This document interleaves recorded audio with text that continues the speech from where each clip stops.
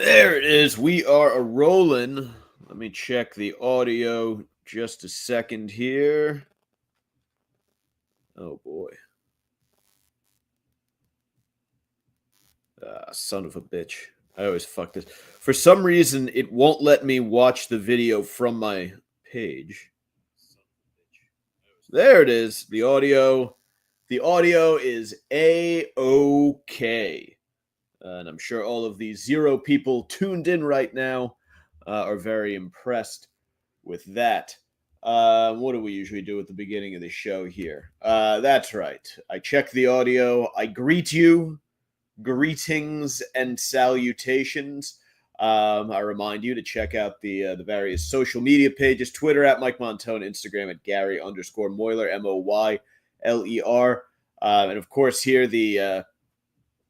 the video stream at Mike's Golden Streams, or search Sacktap Live on YouTube. If you're seeing this for the first time, hit the old subscribe button, please. Got to get those numbies up. And what else? Oh yeah, next week will likely be a pre-recorded show. The one of the gyms I work for is having a gathering, and it is on Friday night, and I will be attending that to have drinks and do a little mingling. Do a little mingling with the people from the gym. The other gym I train at had one last night. It was a very long day. I haven't drank in quite some time. You don't miss it. You really like. There are things that I miss about drinking a lot. I certainly don't miss the way that it makes me feel. Like, I was able to get up today, and I went out and hit a nice 10-mile run, last long run before the marathon next weekend. And back in the day, if I'd gone out on a Thursday night, there would have been zero fucking chance of me getting 10 miles in. I would have had to maybe grind out a lift, if anything. In my when I was doing like shore houses and stuff, I could pretty consistently get to the gym. Like, if we went out on Thursday night, we'd get up the next day and go get a workout in, or like on a Sunday morning, you go for a run on the boardwalk, something like that, and sweat it out. But the older you get, the more you have to make the decision, and then you wind up seeing around 30 is people either go one way or the other. And you wind up seeing people, they start to carry it in their faces. They start getting like the gin blossoms and everything like that. If they keep drinking and eating unchecked with no exercise or anything, their faces just start blowing up. It's very weird the first time you see someone who you knew in like your teens or your early 20s, and you see them in their 30s if they haven't taken care of themselves. Like, it's been a while, you haven't seen them. If you don't follow each other on social media, maybe you run into each other at like a wedding or something like that, and you do the double take. I look at pictures of myself from like right before I decided that, because booze and drugs were like my big vices. Like, I'm not a junk food guy. And you can stay, if you're not eating a lot of junk food and you're working out and drinking, like, you can stay pretty fit up to a point, though. Like, it eventually catches up to you, because you can't recover anymore. Because you can't outrun life's like responsibilities and shit while also partying, and then still have the energy to work out. Like, if you're trying to tackle all three of those things, like, it's just not going to work. So you eventually do start to look like fucking dog shit. But today was the New York Mets home opener, and that used to be like one of my biggest party days of the year. Back, McFadden's was this bar that existed on the ground level of Citi Field, and you didn't even need a ticket to the game to get in there. You just go in and hang out at the bar, and they would have the game up on the TVs.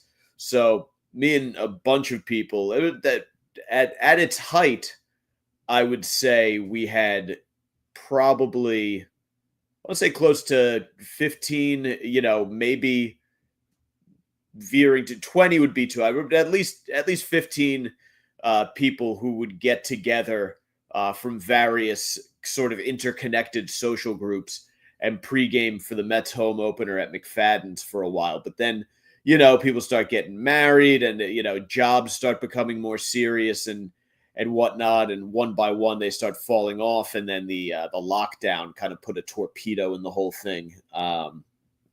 They shut down McFadden's during lockdown and they turned it into a COVID testing site. And it just never came back for whatever reason, because it was incredible. It was like the game would always be on a Thursday or a Friday morning, and it would be like you're at a house party in there. People were drinking, screwdrivers and Bloody Marys. There are a lot of the bartenders are all large-breasted women from Queens. It was a wonderful time. Well, you'd see Bobo bopping around in there. Good fucking times. Some of my fondest memories are of Mets home openers.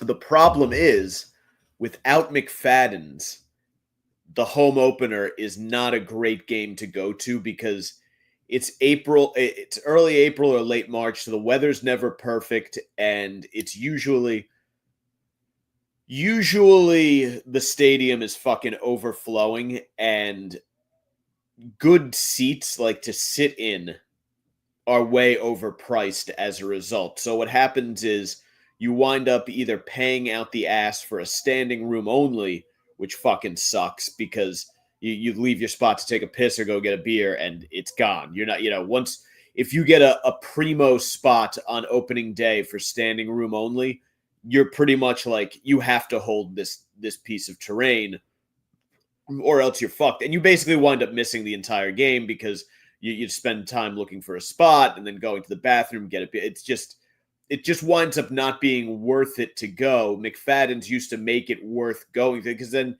what it becomes is basically, hey, we're going to party at McFadden's and then we'll be in the stadium for the game, and you catch a little bit of it. There's a day to it. So I haven't done that in a while.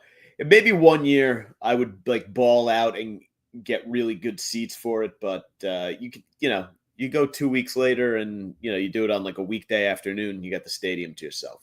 But anyway, I haven't had any good commute stories of late.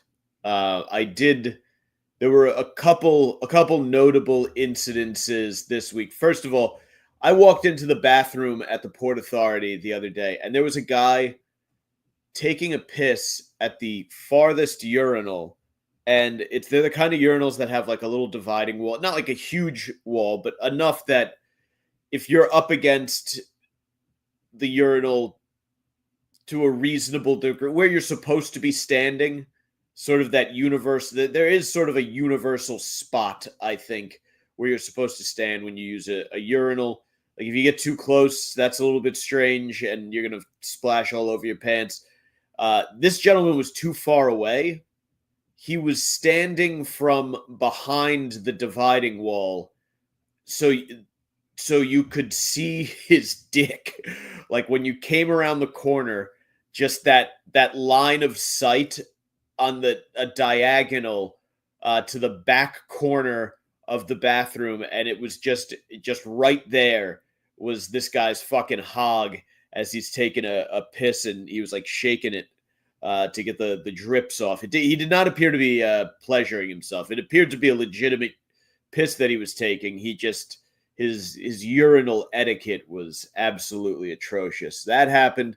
2 city bike incidences, which city bike is one of those things. Bicyclists in general drive me nuts, although bicyclists have gone farther down my list of people who annoy me. Because these e-bikes and scooters have taken over the streets, and I hate those people like the most. Especially the e-bikes I hate because they're just dangerous nut jobs with no regard for anyone around them. The scooters I dislike I'm talking about the electric scooters that people stand on and they go. Those I dislike just because it just everyone who uses one just looks like such a fucking asshole. Like just walk. Just walk. If you need to get somewhere a little quicker, hop on a bus, a train, or an Uber. I know, oh, it's convenient, this and that, and whatever reason you're going to give me for riding around on one of those things. I have never seen anyone use one of those things that didn't look like a complete fucking dork. So that's one of the things we need people to not use those. Those are if I see you fly through an intersection and get fucking like, rammed by a bus or something like that and you're on one of those, it's just sort of like, that is nature's justice. I seriously dislike it. And there are people who bring them on the bus too. Like, all right, how many fucking modes of transportation do you need? It's just it's an unlikable thing that you would make the effort to go out and even get one of those. I hate them. So anyway, the city bike has always bothered me in a way different from regular bicyclists, because a regular bicyclist it's a person who really likes riding a bike. And there's a whole thing there, with bike culture, and a lot of those people are assholes. The city bike to me represents something that's I remember when they first came out, and it was all anything that falls into this what I call the HBO's girls vision of New York City. Anything that is really of the 2010s, when women were being told to lean into corporate spaces, and the hipster movement was kind of going strong, and it was very millennials were sort of having their moment to be in their late 20s and their early 30s, and they were just grabbing life and living life to the fullest. And there was this image of the city bike being like, oh, you can hop on it and jet around, and 1 minute you're grabbing coffee in Williamsburg, and the next you're hopping on a city bike and going to a WeWork building at a startup where you're the head of social media creativity. And it's always just been this image that I've attached to the city bike. The city bike has been like a talisman of this millennial New York City that I truly fucking hate. Because and I hate it because I had just gotten out of the Marine Corps. I got out of the Marine Corps in 2011.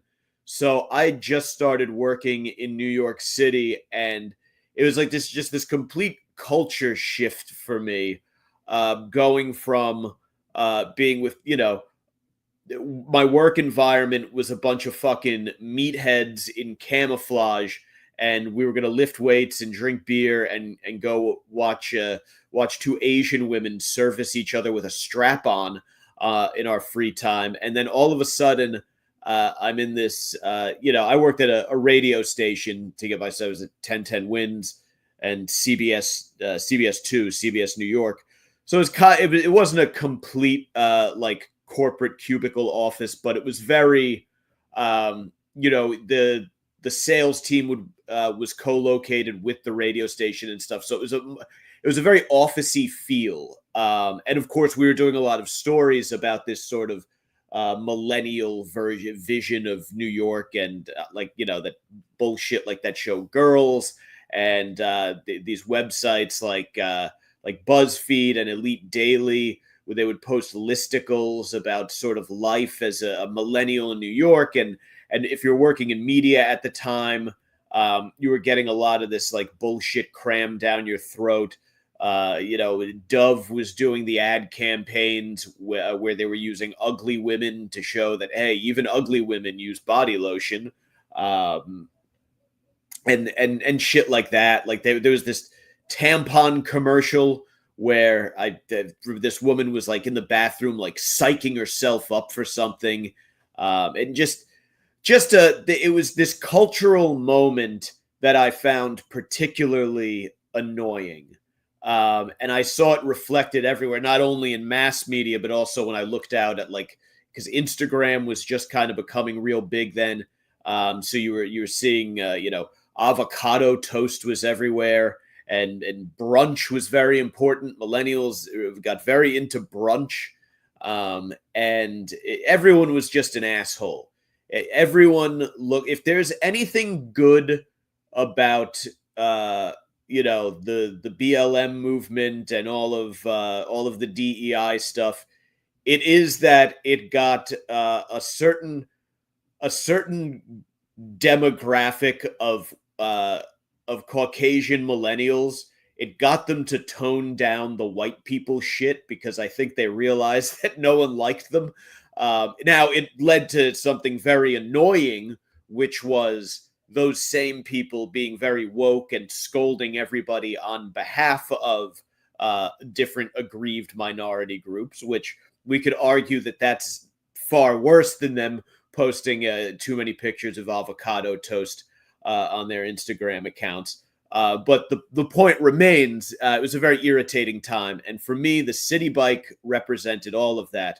And this is a very long-winded way to explain that the other morning when I was walking up 8th Avenue, this idiot on a city bike who looked like he was trying to sort of recreate that very existence, which is now some 10 years in the rear view, at least.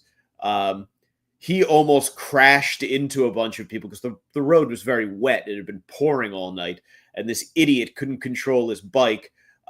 So he like hockey stopped on it, and he almost fell off, but didn't. And he almost crashed into this dude, like this boomer fucking guy was going to a construction site or something like that. It looked like he wanted to just beat him to death with a sledgehammer. And now a block up the street, this guy on a city bike is trying to beat the yellow before it turns red. And he didn't make it, so he had to stop hard. And he went fucking down. And he like not head over. He did it like he slid into a stop and he went down on his side. He was wearing a helmet, but he was also wearing these I think pegging, not he's a guy, he's probably into that kind of pegging too, but like I think it's called pegged pants when they're like shorter, like pants that don't go all the way down to the shoe. They cut off like just above the ankle bone so you can see whatever trendy, funky, fucking stylish socks he was wearing with his too tight fucking chinos. And his pants got wet, and it was the most delightful fucking thing in the world. And then the last thing that happened it's of less consequence, but it was a near miss with some costumed characters. I was rushing to make it to my bus home yesterday because my Thursday afternoon is just unrelenting. Like I get off of work. I have like a little bit of time to like cram a little lunch and have an energy drink. And then I go and I do a 45-minute cardio workout. Then I teach 2 cardio classes. Then I have to set the gym up for the classes that are coming in the next day. And then I had to go to this fucking party. So I'm like booking it to make my fucking bus. And I'm running up the escalator. And escalator etiquette is, especially in a city like New York where everyone's got somewhere to be, and especially in a public transportation terminal, you stand to one side if you're just standing, and you let anyone who needs to pass get up the escalator. Because what the escalator does, it's not a ride. Or you can use it like if it's wide enough, you can. In the morning when I'm in relaxation mode, I always take the slow route on the escalator. But it's also to help accelerate you up, right? If you walk or run up an escalator, you get up to the top considerably faster than if you had just taken the stairs. And if you have a bus to catch, it's a matter of sometimes seconds if you're going to catch a bus, which it was for me. I got there just in the nick of time, thank God. But I was doing this, and these idiots that in Times Square who hustle tourists, they're dressed like Sesame Street characters like Elmo and the Cookie Monster and shit. Elmo and the Cookie Monster were on the escalator, and they had their hats off. These are Central American fucking migrants that do this. They dress in these things, and they fucking, you got to take a picture with them, and they then demand like $20, and they get into fights with tourists, and they had to do this whole fucking revamping of Times Square to prevent violent interactions between costumed characters and people from Europe and flyover country. Too many fucking Japanese couples were getting accosted by Elmo because they refused to pony up cash for like a fucking picture going. But this fucking idiot in the Cookie Monster costume is standing right next to her friend in the Elmo costume, just going up the thing, and I'm like, all right, fuck it, like you're getting an excuse me, and then if you don't move, I am barreling through, and I barreled through these fucking bitches, and they were none too pleased. So that was that. Who is here tonight? Howdy, fellas. Who's in the chat? Philly Fathead, brother man. Chucky D, I'm assuming you're fucking with me about the audio not coming in at all. One, because I checked it, and two, because people are I see your follow up here, Chucky. Yeah. Yeah, I had to cut the booze because eventually you get to a point. I think it also, when you're not drinking like exuberantly and having fun with it, like if it's just you're drinking out of habit, it becomes a lot sadder. So yeah. Yeah. T206, absolutely. Yeah. There is a window in which it is fun to be out at Citi Field, and it's mid-May until like late August. Once September rolls around and you start getting those autumn winds and shit coming off the bay. This is why I don't have an overwhelming desire to go see postseason baseball at Citi Field. Like, I'd rather watch it on TV. It's just so much more comfortable. And if you have to piss, and I'm talking not like, oh, I have to go to the bathroom. I'm talking about, I've been drinking a lot of fucking cheap light beer, and I have just a bladder full, and it's chilly and breezy, and you're trying to focus on a sport as sort of, as much as I love baseball, it is objectively a very boring sport. So it's not a good combination. So yeah, in the summer, it's a blast.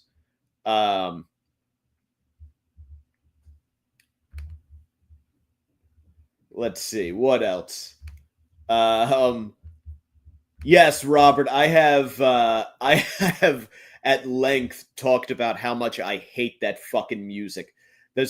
That music is specifically about people living that existence that I just described. Like, if you lived in Williamsburg and you commuted to a WeWork building in Midtown and you went out for stupid fucking happy hours with your coworkers after it, those songs were about you, and those people were absolutely awful. And what a lot of people don't realize is that their parents were funding that lifestyle. They were all making $50,000 a year. Their parents were, you can't afford to live lavishly in New York City like that unless someone is covering the $2,000 a month for rent.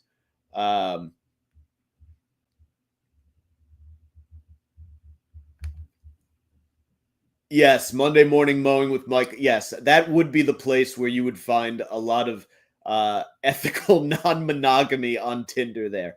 Yeah, a lot of that is very Brooklyn. Brooklyn is a lot of situations where you have sort of an ugly, pale couple that's very into liberal white activities like fucking food co-opting and fucking composting and pubic hair, and usually it's the woman of the couple is sleeping with a number of gentlemen callers, and the male of the couple, if you can call him that, will get off on the tales of naughtiness that his lady comes home with.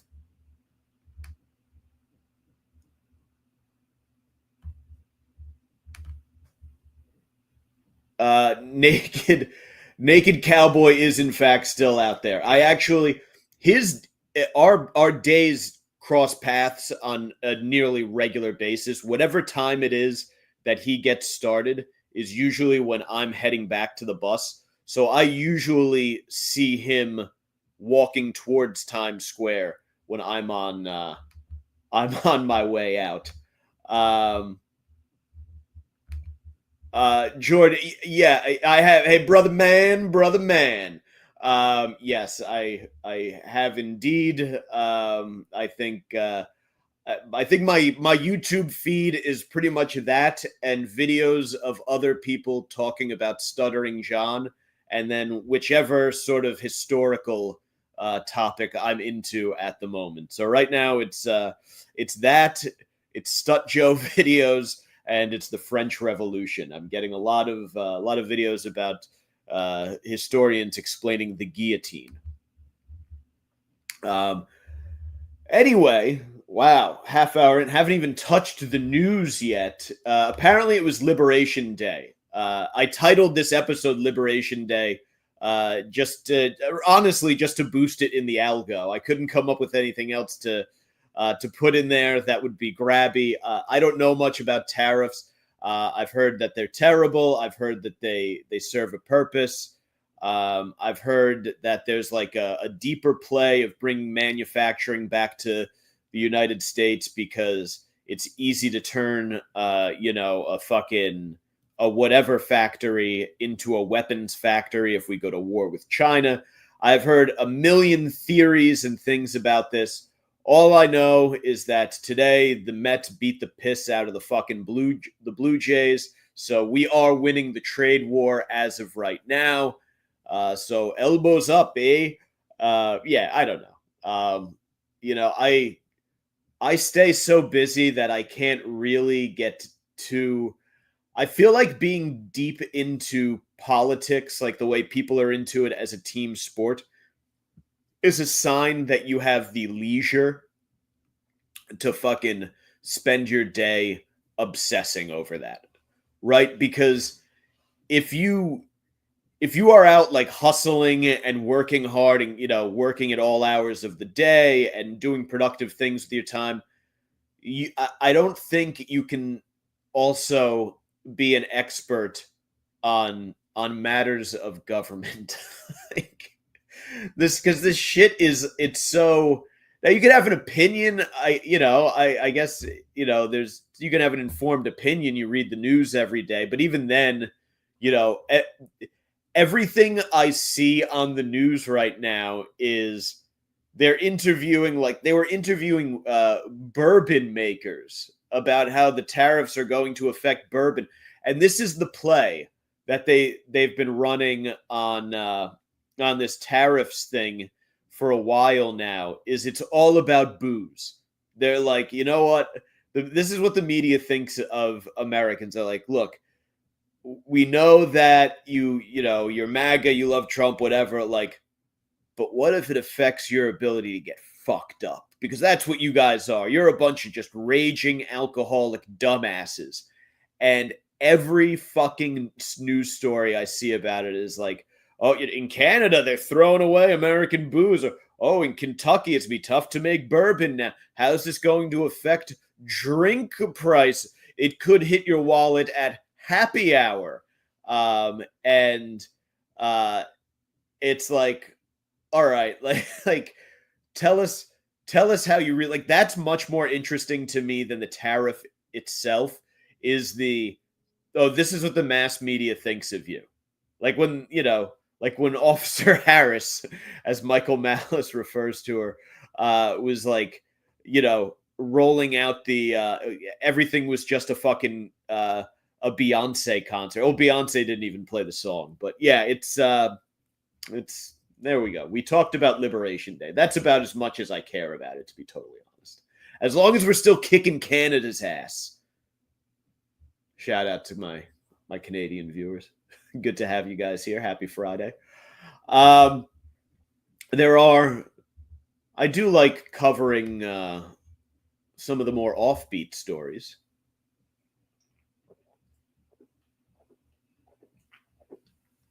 I also like drinking a good seltzer. If you haven't been able to, and this is Canada Dry. Although I believe Canada Dry is owned by the Dr. Pepper 7-Up company, and it was canned in Frisco, Texas. Oh wow, that's Dallas Cowboys have some facilities there. Anyway, speaking of white wokeness and political bents and whatnot, there's this story that's been going around about a fencer dropping out of competition because she didn't want to face a trans fencer. And I guess here's the. Can I get a? Let me see if I can get a full size image here. She actually took a knee.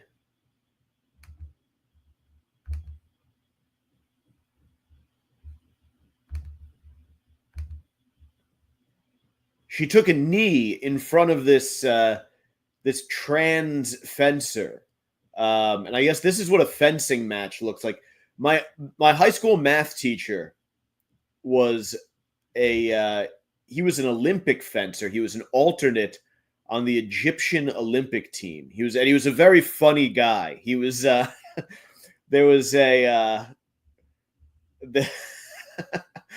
I can't tell the one story because I truly don't want it to get back to it. Involves him making light of a student's let's just say disposition. I don't even want to run the risk of it getting back and possibly getting him in trouble, even though it's 20 years later. Needless to say, there was a very funny joke he would tell. But he would also, when we were seniors, I remember right before graduation, he gathered all the guys who had girlfriends. Like he was talking to us and talking about our plans for the future. And he went to all the guys who had girlfriends and asked if we were going to stick with our girlfriends or if we were going to free ourselves up to chase tail in college. And, coming from a small town, a lot of us, we were like, I was, myself included, like, try to make it work, see how it goes, we love each other, in retrospect. But by the way, we did not. We absolutely did not. And the relationship, wound up imploding inside of about a year and a half or so. But I remember he was imploring us that, you've been eating an apple for the past 2 years. When you get to college, there are going to be grapes and oranges and mangoes and kiwis. And you may want to try all of those and realize that apples kind of suck. So fantastic advice from him. And that was really my first introduction to the world of fencing. Here we have this situation where, now is this she in high school or college? How old are we talking? This is during the Cherry Blossom Open in Maryland.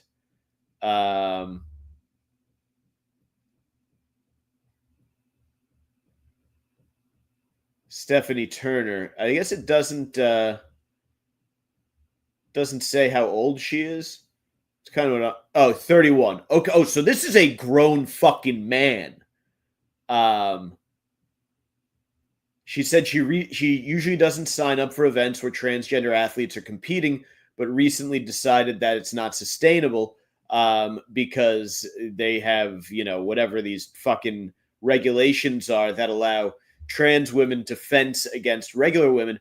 Now, my entire life growing up, I will say, they did a terrible job of teaching us about like consent and about how like male and female interaction is really supposed to work. Like literally, if you were a millennial, like you basically grew up getting that information from TV and movies. Like the fathers of our generation did very little to explain any of that. But what they did drive home was you don't hit girls. And this was like, because you have to figure they were all raised by like the World War II and Korean War generation.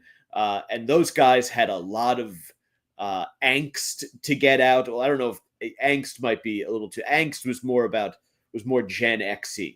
A little that was a little more depressive. The World War II generation had intense trauma from horrible battlefield scenes and losing a hefty portion of the generation of men in the country in horrible fashion. So they may have gotten a tad violent around the home. So you have all these boomer guys who grew up, watching mom explain a bruised arm or a black eye to the neighbors. So it's always drilled into our heads, you don't hit girls. Now we've gotten to the point where, for a while it was track and field or swimming. And now that, now it's mixed martial arts. We remember last year it was the Olympics, and now sword fighting. Now we've gone beyond don't hit girls. Now you can attack a girl with a sword. We've really, really gone through the fucking looking glass here. I don't know why they don't just have. If you want to have trans people, which is fine, it's whatever. Like, oh yeah, sure. Why don't you just have them compete against each other? Like that just seems like the way to do it, so that we don't have these situations here where this woman is well, like, just what a fucking embarrassing, undignified situation for her. She has to fucking take a knee. She's been doing all this training, spending her whole life becoming a fencer, and then she goes to this tournament, and some guy who's what this call is. I mean, this trans woman here looks like she goes about 6 feet tall. Like this is just, it's ridiculous. But I I don't give a shit about like the politics of it's trans. It's whatever. But like, I feel like when it comes to sword fighting now, maybe we have to maybe we do need to reassess the whole thing, and just for the sake of women not getting attacked with swords by men with testosterone. And not Sam Miguel. No, I have not filled in my Pornhub awards ballot. I didn't realize what award season. I'm not a huge Pornhub is. We discussed this last week, and Pornhub is not my go-to. I just realized I didn't have my branding up. There we go. Now you know that it's Sacktap Live that you're watching, and I realized my background was not there either when I changed it. So they must have done StreamYard must have done some sort of update here. But no, I have not. I've not filled it out. I've always been an X videos guy from way back. Before that, I was an XNXX guy, and way back when streaming was really starting to hit its stride. um I was there was this lesbian site. It was onlygirlvideos.com. It was just a huge compilation of lesbian pornography, and I think that was the first one to link me to X videos, and that was what got me going there. But yeah, well, one nice trip down memory lane. No, I have not filled out my Pornhub awards ballot yet. Perhaps I should. Maybe if we start voting for things other than step porn, we can change this trend. I the the the step porn shit has to stop. Like, it just, there's no need for it. There's no need. The word mom should not be uttered in an adult film. Like, I don't understand how the fuck people can watch that and hear the word mom and not immediately be taken out of it. Like, when, and I mean, like, when one character says mom to another character in a porn video, it just fucking, it just ruins it. Like, it just it, like, I can't sit there with my hand on my dick thinking about mom. Like, that is, no one, why do people want to do that? Top 5 MILF actresses. A lot. Who doesn't I haven't really, I don't.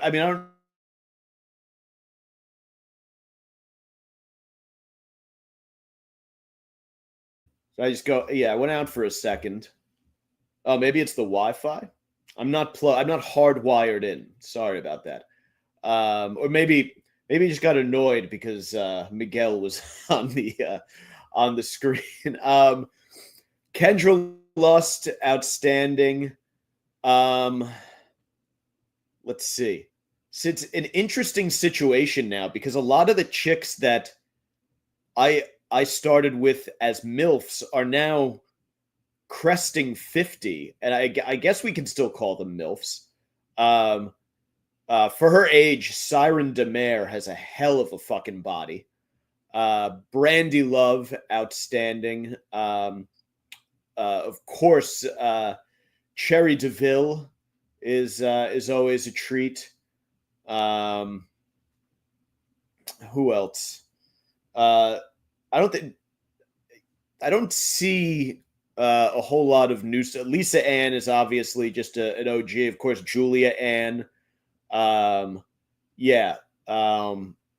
Back in the day, I enjoyed Dumay's work, but she's getting up there in years.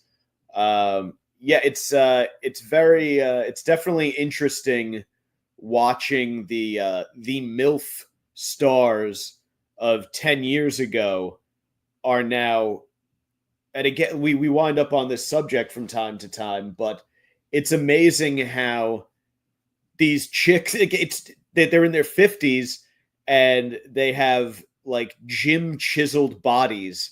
Fucking This to me, Miguel, Latina or white is not even. I vastly prefer white milfs to the Latina milfs.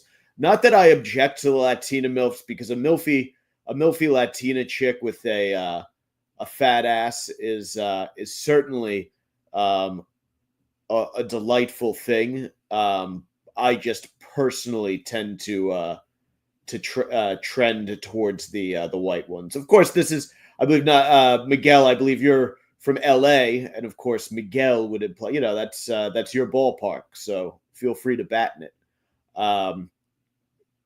My girlfriend is, of course, Cuban, and we are both approaching 40 here. So technically, I am plowing a Latina MILF, but as I've explained, she's really more Spanish than Caribbean. So there's a bit of a kind of a technicality there.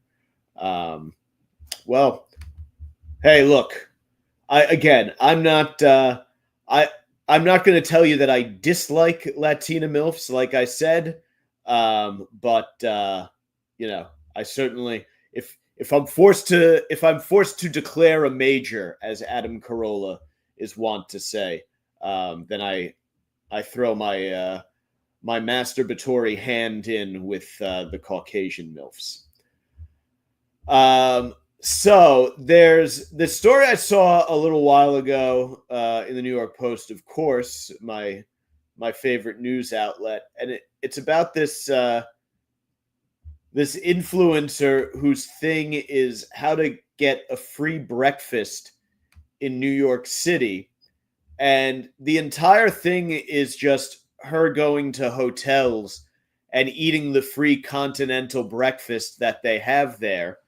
Um, like she did one where she went to the Hyatt Place Hotel in Long Island City, which, yeah, I guess you technically are getting a free breakfast if you walk into, because yes, it's very easy to walk into a chain hotel and just sit down and start eating. No one who's working there gives a shit to stop you.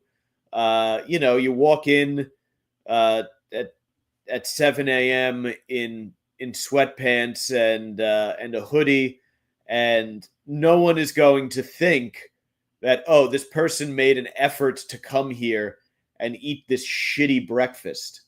Um, and she says in one she had to guess where the breakfast area was without looking suspicious. No, you don't. Like, you could have gone and asked someone, "Hey, where is the I? Excuse me.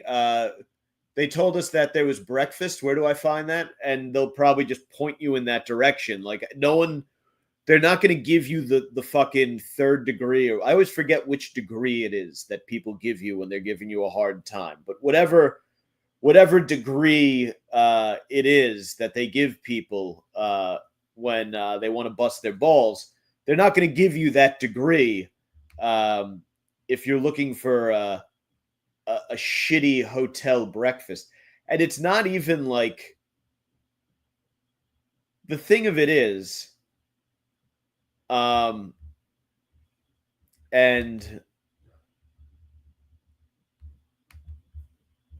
just so you can get a feel for this gal. This is her. Hey. Uh I mean, that is a rough jawline. And it says, "Take some bread." If I first of all, if I was her, I'd be cutting back on carbs considerably. But she's not doing herself any favor by loading up on Hotel Continental breakfast, because those things are just, it's all carbs. You might get like a powdered egg station or something like that. But yes, Cowster. Yeah, very, very good. Um, Very, very good, Cowster. Uh, well, you might be able to grab yourself a sex bagel at a hotel breakfast. Um, yeah, the hotel breakfast is pretty much all carbs. Sometimes you'll get some rubbery bacon or some powdered eggs, but it's usually a carb fest. Which, don't get me wrong, like, on the occasion that I'm staying in that kind of hotel, which having worked for a certain cheeky comedian who is terrified of bed bugs and hearing story after story about bed bugs, I the shitty hotels that I used to have no problem crashing in when I was drunk as fuck in my 20s. I now skeeve when I fucking walk in, knowing that the accommodations may be just overrun with bed bugs from the last occupant. So I don't go to that kind of hotel too often anymore, where you're going down and getting like that free shitty tiny cup of orange juice continental breakfast. Um, but I just don't, you know, if you want free food, go to a fucking food pantry, especially if you're in New York City. Those things are all over the place. That's what fucking uh, that's the big scam, like Indian guys who work in like tech, and they're all making six figures, and because they're super frugal and thrifty, they go to fucking food pantries and load up on like free cans of Campbell's soup and chunks of Velveeta. Um, but yes, Brendan, that's it. If there ain't cucumber water in the lobby, I ain't staying there. Yeah, either cucumber or like a peppermint water in the lobby. Absolutely. That is how you know you are in a quality hotel. And apparently even those places aren't safe. Um, but yeah, I don't, it's not a hack to walk into a place where breakfast is being given away and take the shitty food that's being given out. Um, her advice: look like you belong there, but also look like you don't need to be there. I don't think you don't need to be there. You need to be at a Jenny Craig or a Curves or something like this, and then you look. She's got this. This is not going to do her any favors.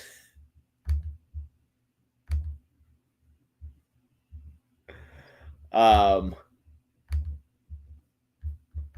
is that coming through big enough? So she's stealing snacks from the thing. I guess this is a light and fit yogurt, which, yeah, I don't. It's. I'll let you come to your own conclusions on that. This is her.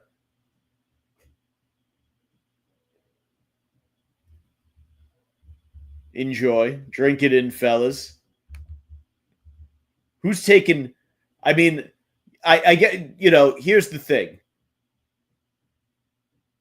This is a person you would take free. Like if you said, "Hey, where can I get a free breakfast?" She does look like someone who could point you in the direction of a free breakfast.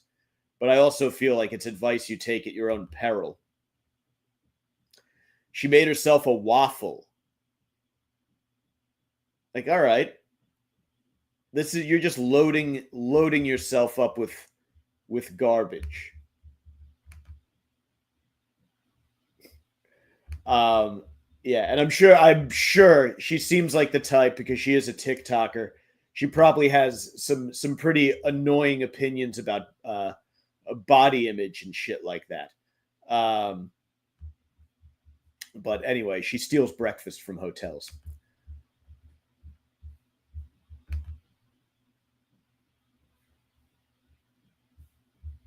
And the last one before we wrap up here,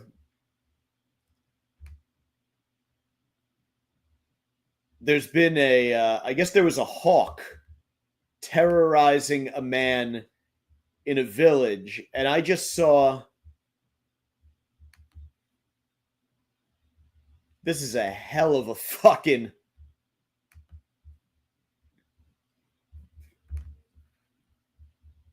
This fucking guy got his head busted open by a hawk. And I saw this picture. This was the preview image. I guess he lives in England. What a weird fucking place. England is the kind of place where, yeah, in Flamstead, Hertfordshire, just north of London, there's just been a hawk terrorizing people, hospitalizing one and leaving others drenched in blood. Um, So this hawk has just been dive bombing um,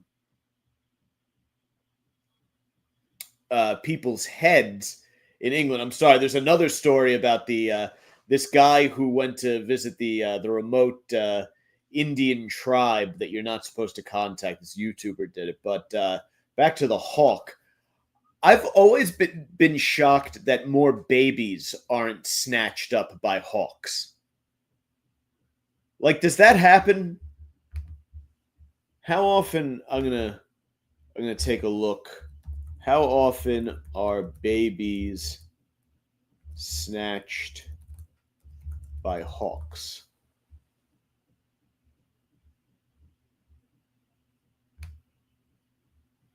Do birds steal babies?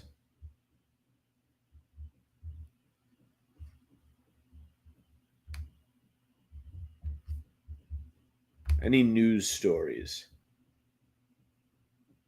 No, because they'll go after dogs. Like that, I know. Here's a Reddit post about it.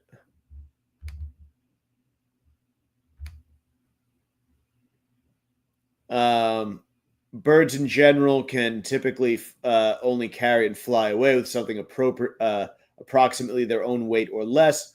Hawks only weigh about 3 pounds, so that would mean they wouldn't be able to carry most babies. Um, However, they can harm and prey on small defenseless creatures like babies, even if they can't fly away with them. Of course, they could lift and drop them at a fatal height. Um, and then it depends on a newborn baby. It says a toddler would be uh, too big, but yeah. So I guess a hawk could, at the very least, it might take a crack at uh, a baby or something like that. It might not be able to fly away with it, but maybe it gets like 15 feet in the air and fucking drops the kid. Yeah. Um, so I guess did they capture this thing? This guy, um, the bird brain brute had reportedly attacked dozens of other men from behind since early March. I love this line, including Steve Harris, 40, who said he was forced to wear a bike helmet on his daily jog. Yeah, like this is such a weird like English neighborhood thing to have going on. There's a hawk attacking people in the village, so this guy's going for a jog in his bike helmet. And you can see him fucking jogging about all English and fruity with his bike helmet on, fucking fucking saying hi to his neighbors, asking if anyone's seen the hawk about today. Still got to get me run. Doesn't matter if the hawk's about. Handyman and mail deliveries were also delayed to the village. Yeah, like this is the most exciting thing that has happened to these people since the fucking Luftwaffe was overhead dropping bombs. Handyman and guard the village postal workers' feathers were ruffled by the sky high savage. Yeah, like I love the idea of a village full of English people remarking to one another that it's been weeks since the postman has stopped by because the hawk has been about. Um, Handyman and gardener Paul Boys. Yeah, and again, like handyman and gardener is such a quaint English way to make a living. He has no health. Well, he gets his health insurance from the government, but they're gonna if he gets sick, they'll convene a death panel, and they won't pay for his surgery to remove the tumor. Um, it really did. He was attacked twice. It really did hurt when it hit you. It comes up behind you, and its talons got me in the back of the head, and the other ones came around the front and got me on my forehead. Um, yeah, it's the bird likely went ballistic due to a hormonal flare up during breeding season And I guess it's specifically been going after bald people, probably because the sun shines off of their heads, I would imagine. But how about this? This Harris guy who's been running around in a bike helmet uh, caught the he caught it. How did he do it? He lured him into a shed in his garden and tossed a cage over the bird. Yeah, like I love the idea of all of these English guys fucking conspiring to catch this hawk. And he says it feels strange,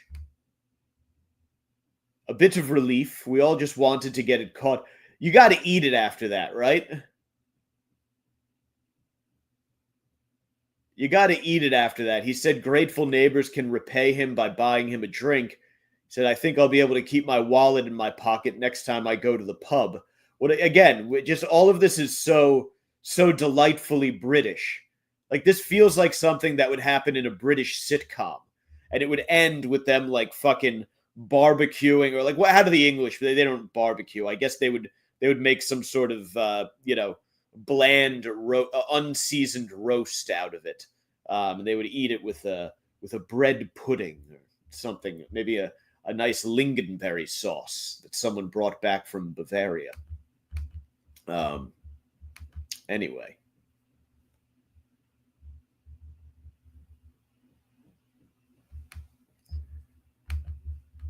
yes, Brandon. Yeah, like this is. I feel like this would be the perfect Ricky Gervais movie, where Ricky is just going around his neighborhood and he's annoyed as shit with everybody who's going after the hawk, and then inevitably the hawk does attack him at some point, and then he turns on the hawk and he agrees to help kill it, and explains that it's justified because the hawk is a pain in the ass. yes, the bird definitely, well, undoubtedly. Although I believe they use that as sort of a term of endearment. Maybe the dingo ate your baby.